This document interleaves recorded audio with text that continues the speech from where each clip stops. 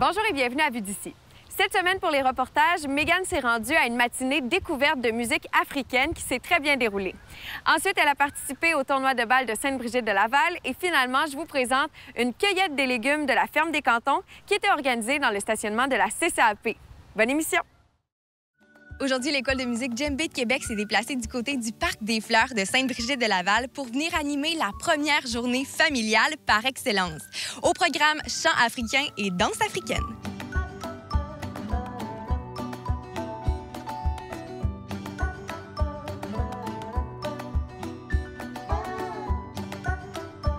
Comment est-ce que ça vous est venu à l'idée d'organiser une journée avec Djembé Québec? Oui, dans la Sainte-Brigitte de Laval, à chaque année, on organise des animations de parc pour nos jeunes, enfin surtout pour ceux qui ne vont pas encore au camp de jour, puisqu'on a vraiment beaucoup de familles dans Sainte-Brigitte de Laval.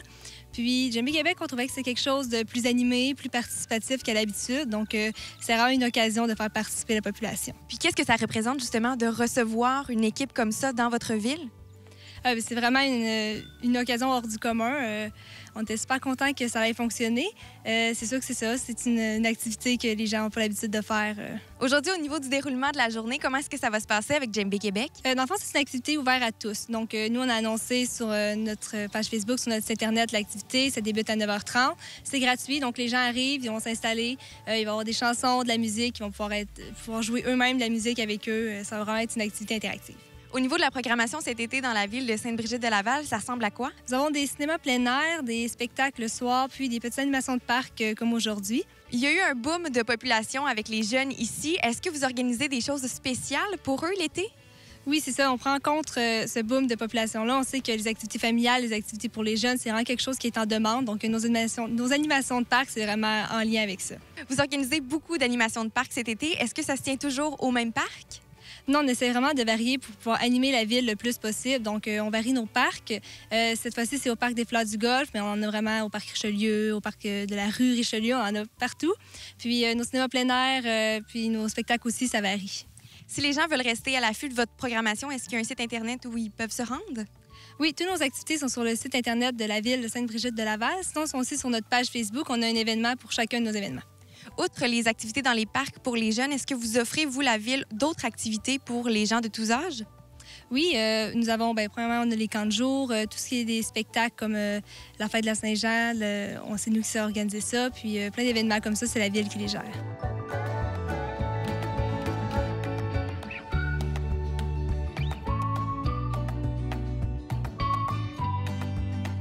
Aujourd'hui, vous animez la première activité pour les tout-petits de Sainte-Brigitte de Laval. Est-ce que ça vous arrive souvent d'animer des événements comme celui-ci? Oui, bien, je suis pas mal spécialisée dans les écoles. Donc, on fait souvent des ateliers dans les écoles.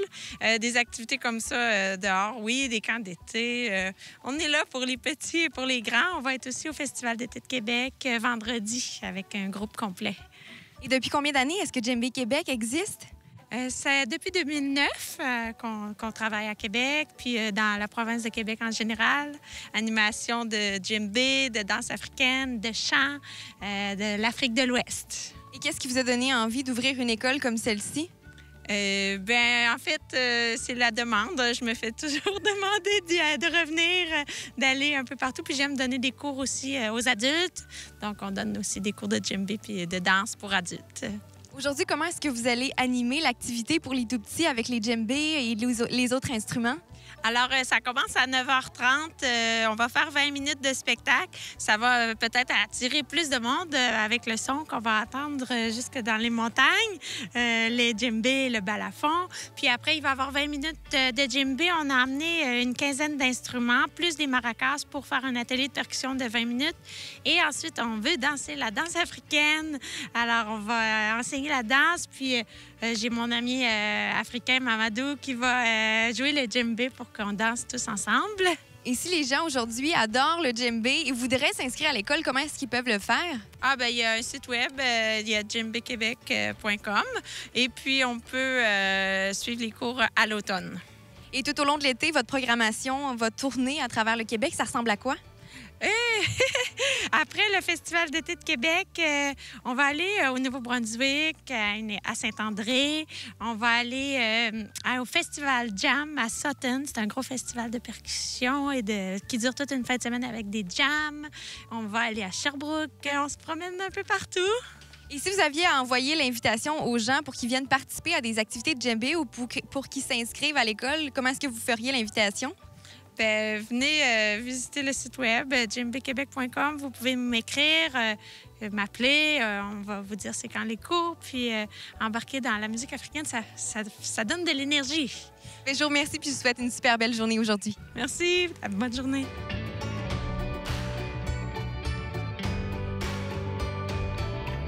Aujourd'hui, vous avez animé une activité dans la ville de Sainte-Brigitte-de-Laval pour les enfants. Comment est-ce que vous avez trouvé l'expérience? Oui, j'ai aimé l'expérience de la ville et des enfants et puis avec les parents aussi. Ils ont très bien participé. Moi, en tout cas, j'ai vraiment aimé ça. Et d'habitude, c'est pas comme ça se passe dans la ville. Souvent, c'est difficile de faire embarquer les enfants avec leurs parents. Mais aujourd'hui, j'ai vraiment aimé ça. J'aimerais que ça continue comme ça, toujours. Est-ce que ça vous arrive souvent d'animer des événements comme celui-ci? Oui, toujours. Moi, ça fait pas très longtemps que je suis à Québec, au Québec. Ça fait 6 ans et demi que je suis à Québec. Et, c'est ça, c'est mon travail dans la vie aussi. Justement, d'initier les jeunes ou les gens au djembé, comment est-ce que vous trouvez ça? Et c'est super. C'est super. J'aime l'énergie des enfants et ça se passe souvent dans les écoles aussi. Je vois que les enfants et les jeunes ils participent vraiment beaucoup aussi. Et aujourd'hui aussi, ça a été super. Quels sont les types de percussions que vous offrez à l'école? On offre les djembés et les dom-dom. Les djembés, ça parle beaucoup et ça donne beaucoup d'énergie aussi à des enfants. Ça les fait réveiller aussi. Ça les fait motiver dans l'école aussi. Je vous remercie beaucoup, Mamadou, puis bonne continuité avec l'école. Bonne journée à vous.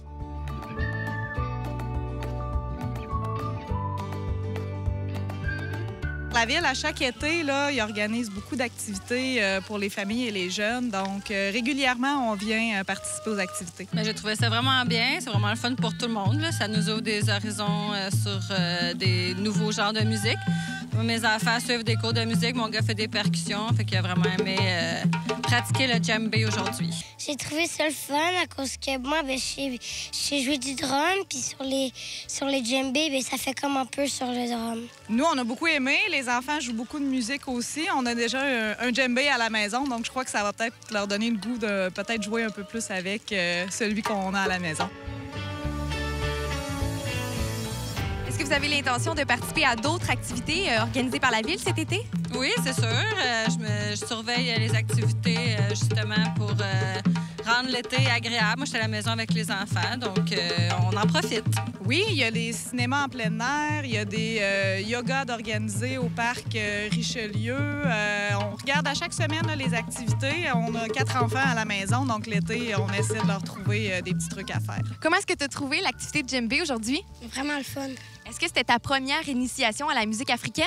Oui. C'est quoi que tu as le plus aimé? Danser. Est-ce que ça t'a initié? Est-ce que tu aimerais peut-être avoir un djembé à la maison après l'activité d'aujourd'hui? Oui, ça me tenterait beaucoup.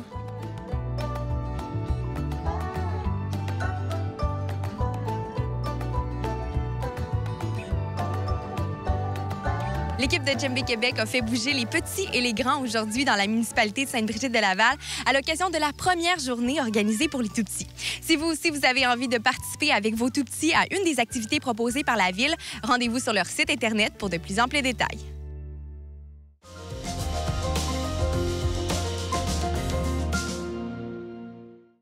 Aujourd'hui, c'est journée festive à Sainte-Brigitte-de-Laval, alors qu'a lieu la 3e édition du tournoi de balle-molle au profit de la Maison des Jeunes La Baraque. La soirée se poursuit en grand avec un spectacle de Jessie Proto, participant à la voix 6, ainsi que le groupe Vanento.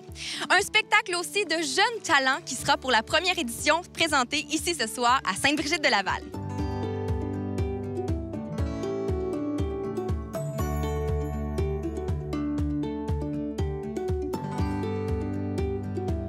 Depuis combien d'années est-ce que le tournoi de balle-molle de Sainte-Brigitte-de-Laval existe? Ça fait notre 3e année cette année.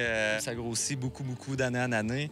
On a de plus en plus de partenaires qui se mettent avec nous en équipe pour grossir. Puis là, cette année, c'est une super belle activité avec des spectacles. Fait que, on est très contents du résultat cette année. Et qu'est-ce qui vous a donné envie, il y a 3 ans, de faire un événement comme celui-ci? En premier lieu, on est deux organisateurs principaux, moi et Vincent Dubé. On est très rassembleurs. On aime ça, faire des gros parties. On aime ça, la balle. Puis ici, à Sainte-Brigitte, c'est très important, la balle molle. Les tournois de balle molle font partie un peu de la racine de Sainte-Brigitte depuis toujours. Il y en avait de moins en moins depuis, mettons, une dizaine d'années. Là. Il y en avait de moins en moins parce que c'était compliqué à organiser ça. Puis là, nous autres, on a pris les choses en main depuis 3 ans, puis on en organise un très gros là, qui grossit d'année en année depuis 3 ans, puis on va continuer encore pour une couple d'années. Outre le tournoi de baseball, est-ce que vous offrez d'autres activités ici? Bien là, depuis l'année passée, on a fait vraiment un gros spectacle. C'était une première, parce que d'habitude, c'était plus chansonnier, on y allait moins gros, mais l'année passée, on a installé un beau stage, puis il y avait des bands. Fait que cette année, on a décidé de monter la coche un petit peu plus. On s'est fait aider du groupe Valento, dans le fond, qui est Isabelle Henry et Pierre-Luc, qui ont été dans l'organisation avec nous, mais plus pour le côté spectacle. On a embarqué un concours pour les jeunes enfants qui ont du talent, donc les moins de 12 ans, moins de 15 ans, excusez, pour participer. Et on a eu plein de candidatures, puis les 6 meilleurs étaient là ce soir, puis c'était excellent. Puis là, le spectacle va continuer ce soir avec Jessie Proto, qu'on est très fiers d'avoir cette année. Combien de gens avez-vous recensé? Au total, environ, dans le plus gros, peut-être autour de 300-400 personnes. Fait que c'était assez gros pour la petite ville qu'on est ici. C'est plus un village, c'est rendu une petite ville, mais on est très contents. Le monde répond à l'invitation, puis ça fait un super bel événement. On est très satisfaits jusqu'à maintenant. L'événement se déroule sur 3 jours, donc qu'est-ce qui se passe dans les 2 autres journées? Ça va être surtout centré vers le baseball le vendredi et le dimanche. Le samedi, là, c'est combiné avec la musique, puis on s'enligne comme ça. Est-ce qu'il y aura une équipe gagnante du tournoi? Cette équipe, est-ce qu'elle aura un prix? Oui, c'est ça. On a une grosse coupe cette année, comme un peu une coupe Stanley, là, une réplique en bois qu'on va donner. Ça va s'appeler la coupe SBDL. Puis il y a des bâtons aussi de B45 qu'on fait tirer aux joueurs du match. Justement, B45 est un des bons commanditaires ils ont beaucoup aidé pour le tournoi. Donc, on fait tirer un super beau bâton de softball en bois pour le joueur du match, dans le fond.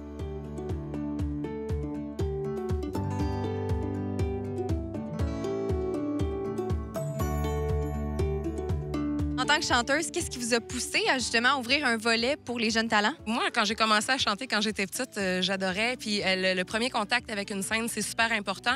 Plus on le fait jeune, plus on prend de l'assurance, plus c'est facile. Donc, à cet âge-là, ils ont des voix en plus cristallines, pures, c'est merveilleux.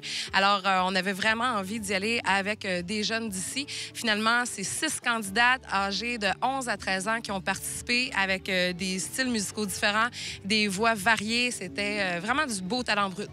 Est-ce qu'il y avait un processus de sélection avant la soirée pour les jeunes talents? Oui, absolument. On a reçu plusieurs candidatures. On a retenu ces 6 candidatures-là parce qu'elles se démarquaient de par leur voix, de par leurs choix musicaux, de par leur énergie. Et puis, visiblement, avec le spectacle qu'on a eu ce soir, on avait visé vraiment dans le mille avec ces candidates-là. Quand elles sont montées sur scène, il y avait un jury devant elles. Comment est-ce que ça s'est passé pour la délibération? En fait, il y avait des critères de sélection bien établis. Il y avait 6 critères de sélection avec un système de pointage là, qui était vraiment bien rodé, je dirais. Alors, les jurés devaient prendre en considération les critères pendant les chansons des candidates. Ils ont eu beaucoup de travail.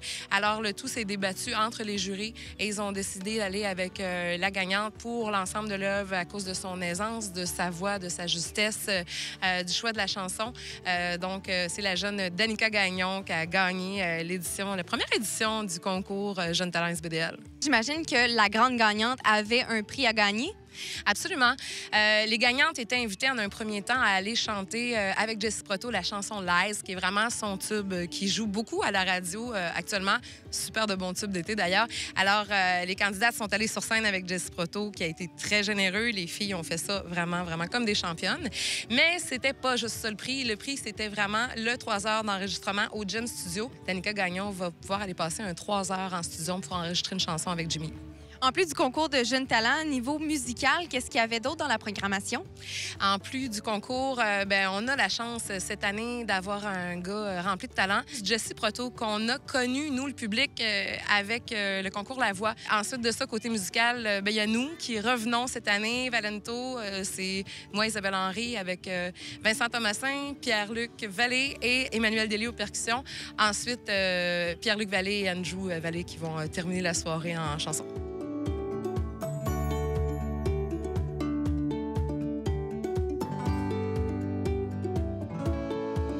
De voir des jeunes filles comme ça monter sur scène, qu'est-ce que ça te fait vivre comme sentiment aujourd'hui?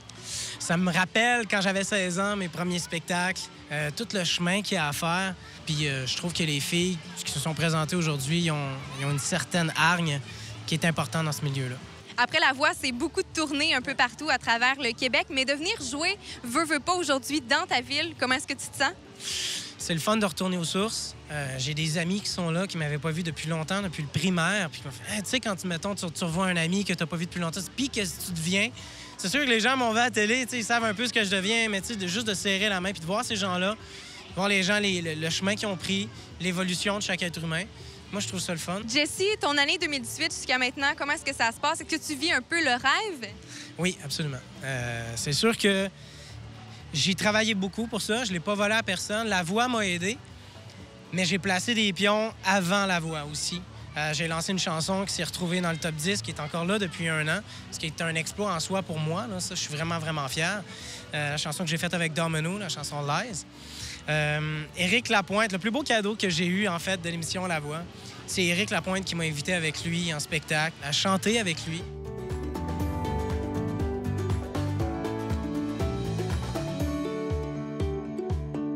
Aujourd'hui, tu es ressortie grande gagnante du concours Jeunes Talents SBDL. Comment est-ce que tu te sens par rapport à ça? Je suis vraiment contente de mon expérience. Je voudrais féliciter aussi les autres participants. Participantes. Ils ont vraiment été... Ils étaient vraiment bonnes. Comment est-ce que vous avez trouvé l'organisation de l'événement? C'est génial. C'est varié, le spectacle, les gens sont dynamiques. Il y a vraiment, vraiment plein de choses. C'est une super organisation, là, vraiment. L'événement d'aujourd'hui est au profit de la Maison des jeunes La Baraque. De savoir qu'on vient en aide aux jeunes, comment est-ce qu'on se sent? C'est super le fun. On en profite pour faire du sport un peu. Ça fait du bien, ça dégage un peu les jambes.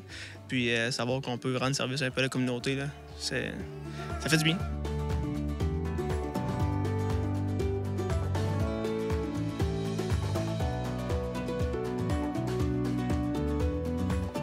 Les familles de Sainte-Brigitte de Laval ont eu beaucoup de plaisir aujourd'hui au tournoi de balle-molle organisé dans la municipalité au profit de la Maison des jeunes La Baraque.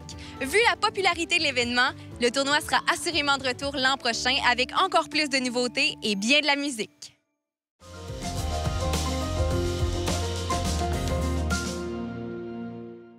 Cet été, la Ferme des Cantons va distribuer des paniers de légumes à Lac-de-L'Âge, Stoneham mais aussi dans le stationnement de la CCAP.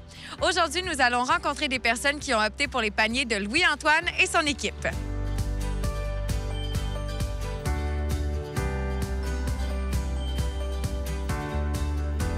Louis-Antoine, cette année, tu lances les paniers avec la Ferme des Cantons. Comment tu as eu l'idée de finalement créer un projet comme celui-ci? En fait, c'est pas nouveau de cette année. Ça fait peut-être 5-6 ans qu'on fait des paniers. Les 2 premières années, on a décidé d'arrêter de faire les paniers. On n'était pas fiers de ce qu'on livrait, fait qu'on s'est mis à faire le service d'autocueillette. Donc, c'est un peu la même formule d'agriculture soutenue par la communauté, mais les gens venaient cueillir leurs légumes. Au fil des années, on s'est amélioré. Puis on a regagné confiance, puis on s'est remis à faire des paniers. Donc l'an passé, on en livrait 20, on avait 50 clients d'autocueillette. Cette année, on a viré 100 panier, donc on a 80 clients de panier cette année. C'est évidemment pas nous autres qui avons eu l'idée, c'est une formule qui est très connue, qui a été popularisée ou du moins démocratisée par Équiterre. C'est très en vogue. Et dans le fond, la formule des paniers, ça nous permet, nous autres, d'avoir la liquidité en début de saison pour investir dans nos champs. Donc, en termes de compost, nos employés, des semences, faire pousser une abondance de légumes. Puis au final, le client est gagnant parce qu'on est sûr de livrer des bonnes quantités de légumes. Est-ce que je me trompe en disant que c'est la première fois, par contre, que vous vous déplacez sur le territoire à différents endroits, 2 fois par semaine ou presque? Non, ça c'est vrai. Avant, on livrait uniquement à Stoneham. Là, cette année, on a décidé de prendre expansion. On livrait Lac-Beauport, Lac-Saint-Charles, Notre-Dame-des-Laurentides, aussi au Lac-de-L'Âge. Donc, on livre le mercredi, le vendredi dans les 3 places. Ça nous tient occupés. Aujourd'hui, c'est des légumes nordiques. Est-ce que c'est toujours des légumes nordiques? C'est l'appellation que vous avez donnée comme vous êtes dans le nord de Stoneham? Oui, c'est un peu c'est un gag qu'on fait autour de ça, l'agriculture nordique. Là, en réalité, l'agriculture nordique, c'est dans le Grand Nord. Mais comme on est proche de Chicoutimi, bien, on se prétend à ça. Mais c'est sûr qu'on est quand même assez fiers de réussir à faire pousser des légumes là, dans les montagnes de Saint-Adolphe. Plusieurs personnes nous ont dit que c'était impossible. Puis finalement, on arrive à faire pousser des légumes comme à l'île d'Orléans, comme sur la Rive-Sud. Peut-être avec une semaine ou deux de retard. Mais au final, on a des très beaux légumes. On a des avantages aussi. Plusieurs légumes vont aimer les nuits froides. Comme on n'est pas en zone agricole, on a beaucoup moins d'insectes, ravageurs, de maladies. Donc, c'est plus facile pour nous d'être sans pesticides, si on veut. La ferme des Cantons, ça emploie combien de personnes par année? Bien, en plus de moi, il y a 6 employés qui ne sont pas tous à temps plein. Donc, j'ai des employés qui travaillent uniquement au marché public. J'ai des gens qui travaillent plus dans la cuisine parce qu'on a une production de saucisses aussi. Des gens qui sont au champ. Tout le monde travaille un peu partout. Mais c'est une belle équipe. Je suis très fier de mon équipe. Là. En fait, moi, je travaille pas la semaine à la ferme. Je travaille en masse le soir, la fin de semaine. Mais la semaine, j'ai un emploi en ville. Donc, l'équipe se gère tout seul. Puis, je suis bien fier de mon monde parce qu'ils font du foutu beau travail. En complément au panier de légumes aussi, tu offres les œufs, comme tu as des poules. Est-ce que ça fait partie justement du prix de base pour avoir accès aux légumes ou encore tu charges un petit supplément? Oui, il y avait un supplément demandé de 60 $ pour avoir une douzaine d'œufs par semaine. Ça permet aux gens d'avoir des œufs frais, des œufs qui ont toujours été ramassés une journée ou deux avant la livraison. Des poules qui vont à l'extérieur, donc qui mangent du gazon, des insectes. Ça donne des œufs, un jaune plus crémeux, plus foncé, beaucoup plus goûteux. Combien ça coûte pendant un été de se fournir des légumes de la ferme des Cantons? Nous, ce qu'on demandait, c'était 350 $ pour 14 paniers. On garantit 14 paniers. On espère être capable d'en livrer 15-16. Dans le fond, c'est un genre de bonus. Et le 60 $ pour 14 douzaines d'œufs. Normalement, on vend les douzaines d'œufs 5 $. Fait que c'est comme ça, il y avait un petit rabais sur les douzaines d'œufs quand les gens prenaient cet abonnement-là.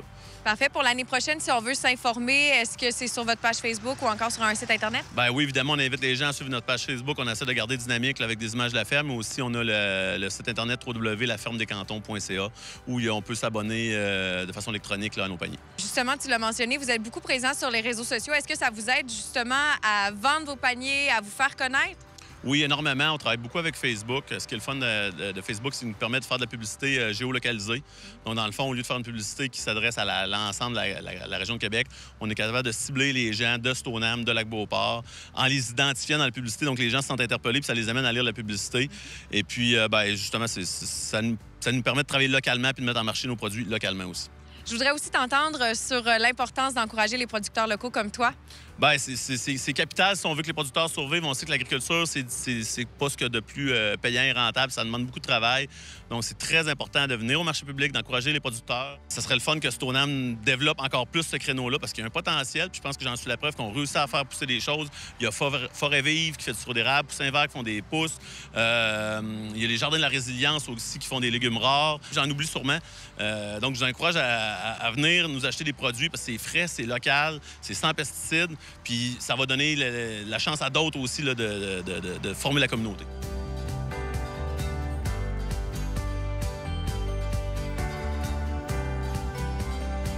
C'est un projet, nous, qu'on trouve vraiment intéressant, la petite famille, parce qu'on aime les produits frais.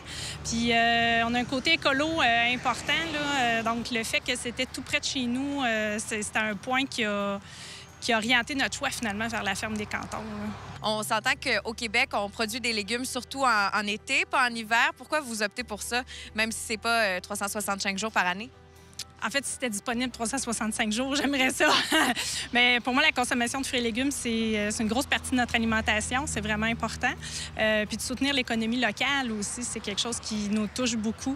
Donc, puis que ce soit tout près, comme je disais, c'est vraiment un avantage. Là. Vous avez des enfants. Est-ce que pour eux, ça fait partie de leur valeur justement de se déplacer, de venir chercher les légumes? Je pense que ce qui est intéressant, là, c'est qu'on est plus appelé à faire des découvertes par défaut ou par obligation, parce que c'est ce qu'on a dans notre panier. Fait que je trouve ça super intéressant. C'est l'occasion, justement, d'essayer des nouveaux légumes pour les enfants qu'on achèterait peut-être moins à l'épicerie, puis qui sont peut-être moins offerts aussi, là. Donc, je trouve ça vraiment bien. Puis, sans imposer des choix alimentaires à nos enfants, bien, d'amener de la découverte, c'est toujours intéressant. Comment vous convainceriez des gens qui n'ont pas cette pratique-là présentement de finalement opter pour ça? Bien, juste au niveau de l'emploi, je pense qu'on a un gros argument. Je pense qu'au Québec, on on aime encourager local, on aime avoir la conscience de créer de l'emploi ici, finalement. Donc, plutôt que d'acheter les carottes qui viennent du Mexique à l'épicerie, d'acheter des carottes qui ont été cultivées au Québec par un entrepreneur de la ville ou de la province, je pense que ça, c'est un argument vraiment important. Puis après ça, le côté biologique, bien, commence à être intéressant. Mais je pense que vraiment le majeur, c'est d'encourager un entrepreneur d'ici qui touche le plus les gens puis qui est le plus important. Puis la fraîcheur aussi, je pense que ça aide à bien manger des légumes quand ils sont frais.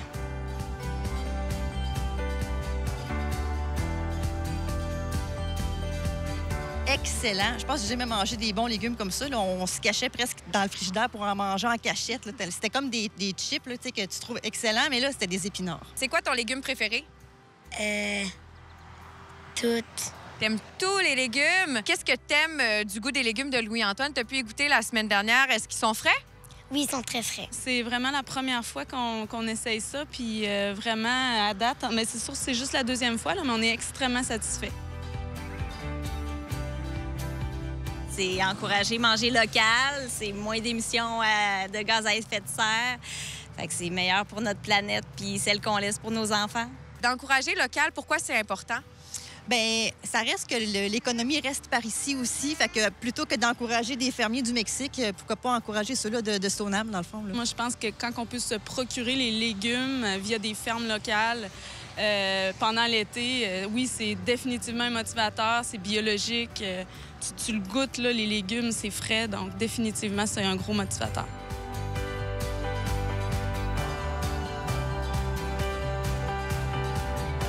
Plusieurs personnes du territoire ont opté cette année pour les paniers de légumes de la Ferme des Cantons. C'est donc dire qu'à chaque semaine, ils pourront recevoir des légumes frais et encourager leur producteur local, Louis-Antoine Gagné.